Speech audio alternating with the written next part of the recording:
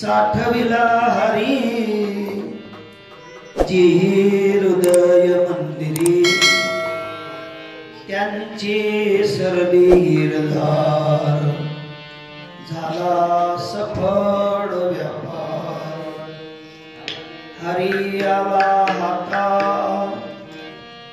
हरी आला हाता मग कैची भय चिंता त्यांची सरली हिरदार झाला सफळ व्यापार तुका म्हणे हरी तुका म्हणे हरी काही उरो नेली उरी त्यांची सरली हिरदार झाला सफळ व्यापार विठ्ठल विठ्ठल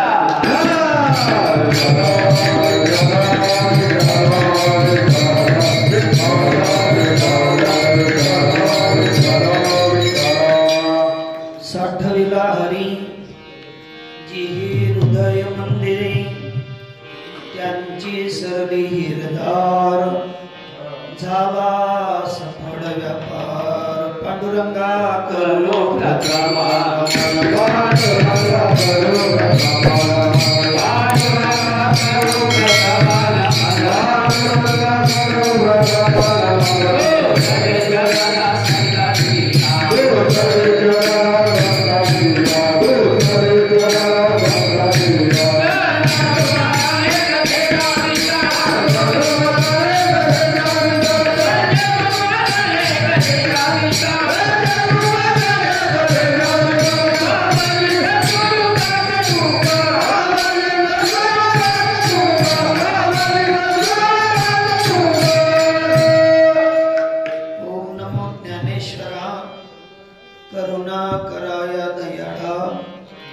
तुमचा अनुग्रह लादलो पवन झालो चराचरी मी कडा कुसरी काहीच नेने बोलितो वचने अति भाविका एका जनार्दनी तुमचा दास जयाची आस पुरवावी तुमचा अनुग्रह लादलो पवन झालो चराचरी मस्त कहे पायावरी मस्त कहे पायावरी मस्त कहे पायावरी मस्त कहे पायावरी या पायकरी संतांच्या या पायकरी संतांच्या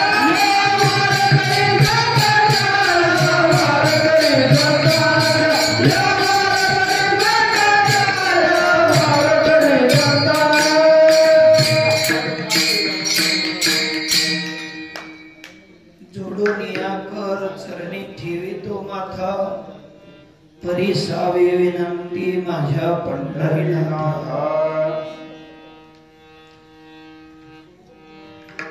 ओम नमो याद्या वेद प्रतिपद्या जय जय स्वसंवेद्यात्मरूपा देवा तुझी गणेशो सकलार्थमती प्रकाशो मने निवृत्ती दासो अवतारी जोडी जो जयांचे केले स्मरण होय सकळ विद्येचे अधिकरण ते जीवंदो श्री चरण श्री गुरूंचे ते नमस्कार आता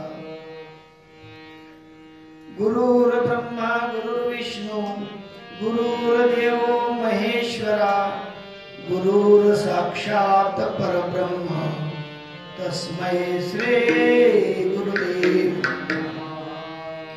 ओम ब्रह्मानंदं परमसुखदं केवलं ज्ञानमूर्तिं द्वन्द्वातीतं गगनसदृश्यं तत्त्वमस्यादिलक्षणम् एकं नित्यं निर्मलमचलं सर्वादिसाक्षिभूतं भावातीतं त्रिगुणरहितं सद्गुरुं तं नमामि कृष्ण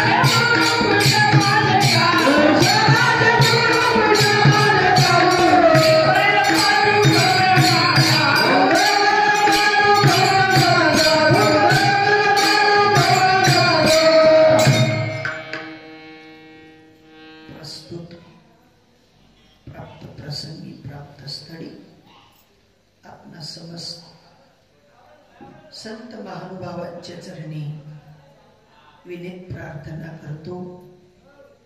मी काही मोठा ज्ञाता नाही, कीर्तनकार नाही, काही ज्ञानी नाही, पंडित नाही, तुमच्या सर्वसामान्य समाजातलं एक लहानसं बालक तुमच्या समोर उभा आहे. विठ्ठल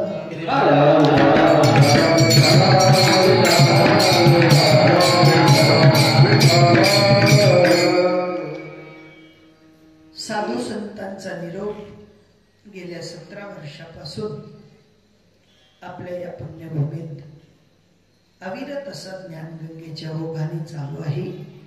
आणि त्या निरोपाचा पाईकपणा माझ्याकडे तुम्ही सर्व महात्म्यांनी मिळून दिला, हे माझं परम भाग्य आहे. विठ्ठल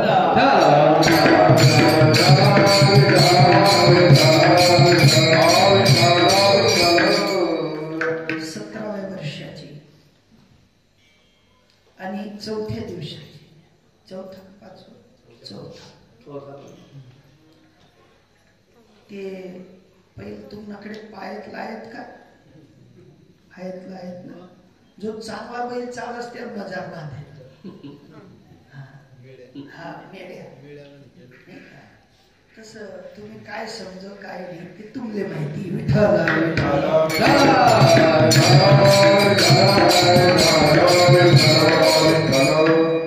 अभंगाची रूपरेखा जगद्गुरु तुकोबराय म्हणतात की ज्या महात्म्यांची स्थिती परिपूर्ण झालेली आहे, जे महात्मे भक्तीच्या प्रांगणामध्ये उतरलेले आहेत, ज्यांनी माझ्या विश्वव्यापक परमात्म्याला आपल्या हृदयामध्ये साठवलेला आहे, अशा महात्म्यांची स्थिती सांगणारा अभंग 4 चरणाचा. विठ्ठल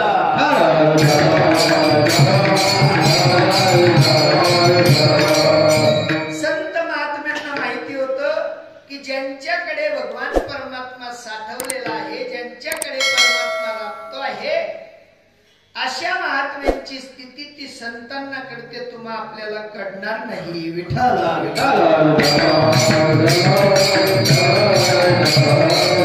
एखाद्या सुग्रीवताईने मात्र एक तपेलभर भात पाहावा आणि त्या भाताच्या एका शीताने त्या भाताची परीक्षा करावी.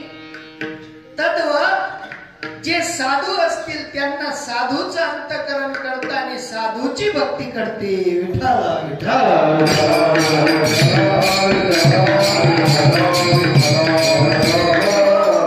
आणि अशा त्या साधुत्वाला परिपूर्ण कसाला उतरलेला महात्मा कसा असतो, त्या महात्म्याची स्थिती कशी असते, तुम्ही आपण 4 दिवसापासून कीर्तन ऐकले. 4 दिवसापासून पहिल्या दिवशी नामाचा अभंग असेल. तुम्ही आपण सगळेजण नामाला सन्मुख आहोत की नाही हा विचार केला पाहिजे. दुसऱ्या दिवशी संतपर अभंग असेल, तुम्ही आपण संतांना ओळखलं किंवा नाही हा विचार केला पाहिजे. तिसऱ्या दिवशी कुठला अभंग होता? संतपर प्रकरणातील अभंग होता. का होता?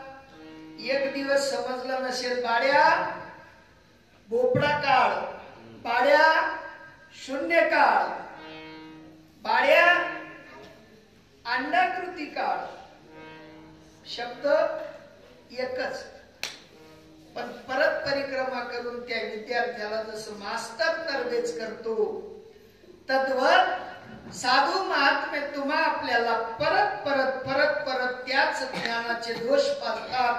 नाम सांगतात, संत सांगतात, संतांची परिस्थिती सांगतात. विठ्ठल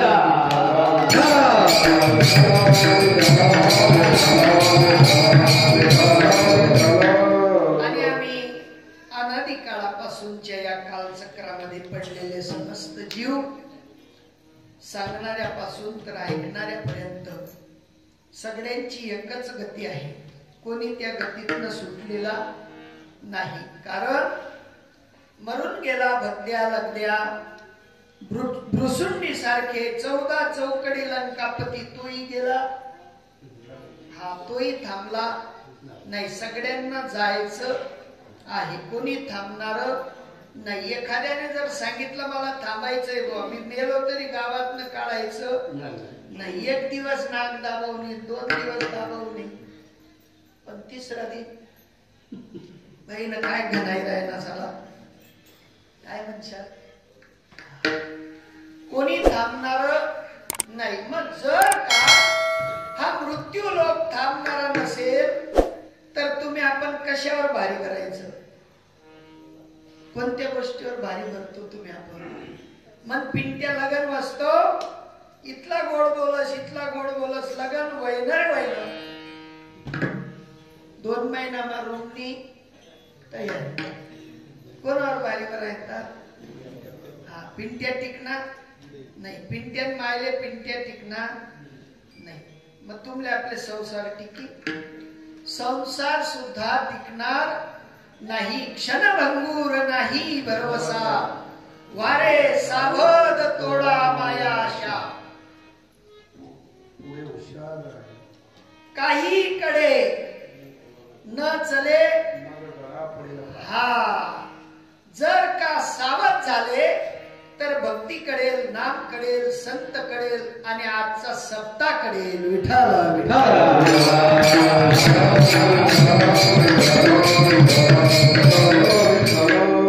असं कोणाच्या मनाला भावत नाही की मी श्रीमंत झालो पाहिजे, शेती बी काही जाऊ, असं कोणले वाटत, कोणलेच वाटत नाही. वाढती संपदा लोकांना आवडते, पण ज्या संपदेसाठी तुम्ही आपण इथपर्यंत आलो त्या संपदेचा आपल्याला विसर पडलेला आहे.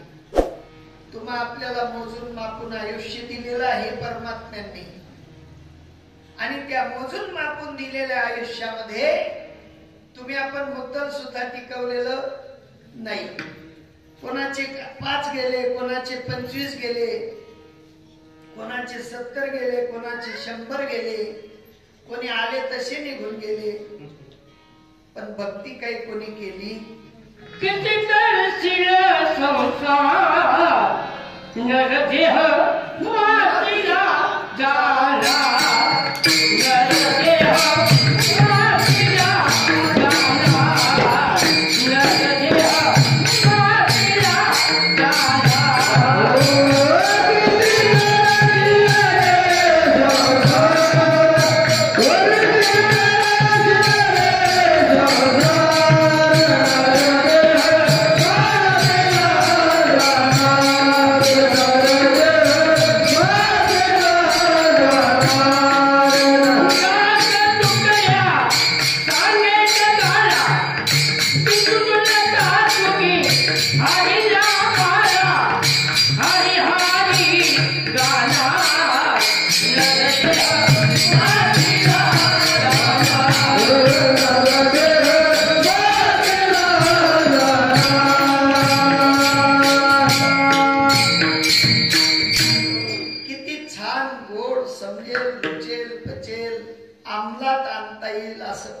तुकडोजी महाराजांनी म्हटलं, किती करशील रे संसार, नरदेह मातीला जाणार.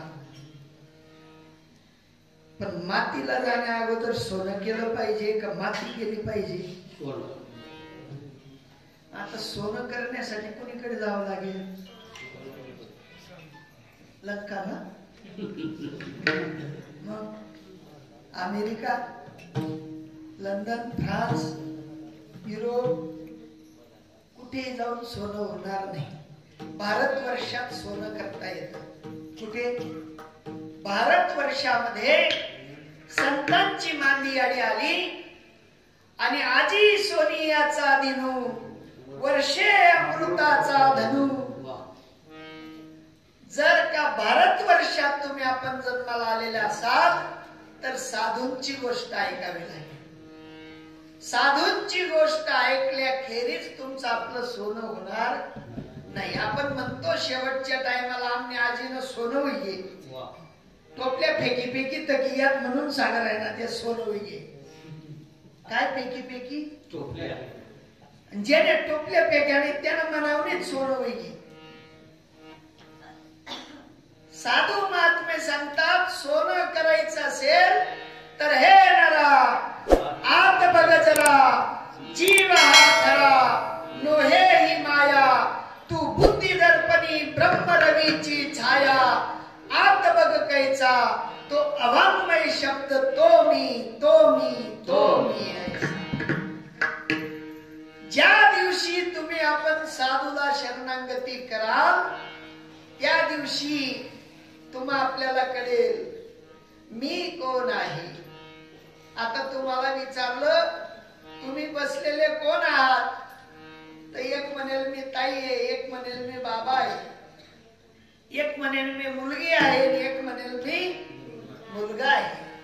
पण तुमचा मुलगा मुलगी ताई बाबा हे स्वरूप नाही.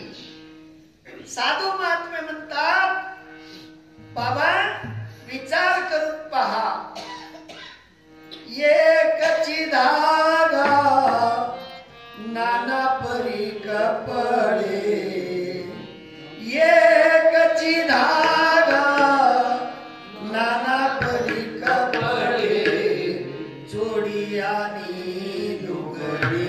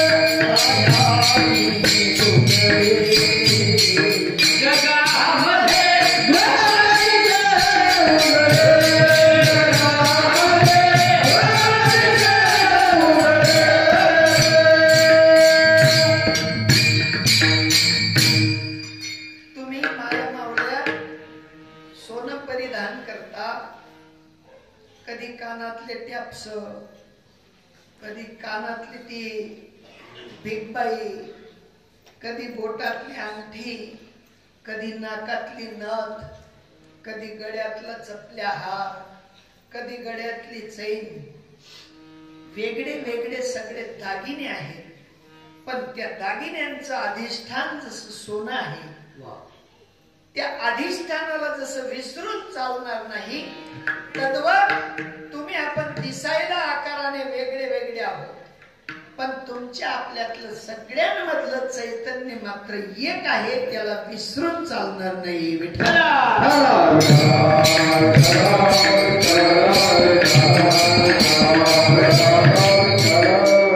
चैतन्याच्या ठिकाणी विषमता नाही. चैतन्याच्या ठिकाणी विषमता. माईक हा आवाज सर्वांना सारखा देतोय का कमी अधिक, त्याच्याकडे विषमता नाही. बाबा सगळ्यांना जो शब्द उच्चार काढून सांगतोय तो सगळ्यांसाठी एक सारखा असावा का विषमतेचा. विषमता होती. काय होती? हा, कारण ज्यानं जसं दुकान त्यात तसा कपडा भटत नाही का. ज्याचं जसं दुकान त्याला तसे कपडे फिट बसतात. तो म्हणतो आमना काही असं समजत नाही बाई बट उपाधी तर काय राहिली. देव का असायचे का सगळाच मसारखा. हा, तुमच्या सगळ्यांकडे डोळे सारखे, डोळ्यांमधली दृष्टी वेगळी वेगळी आहे का सारखी आहे? वेगळी वेगळी आहे ना. या काय म्हणतात फेटा आमनाकडे पगडी म्हणतात तुमनाकडे याला काय म्हणतात हा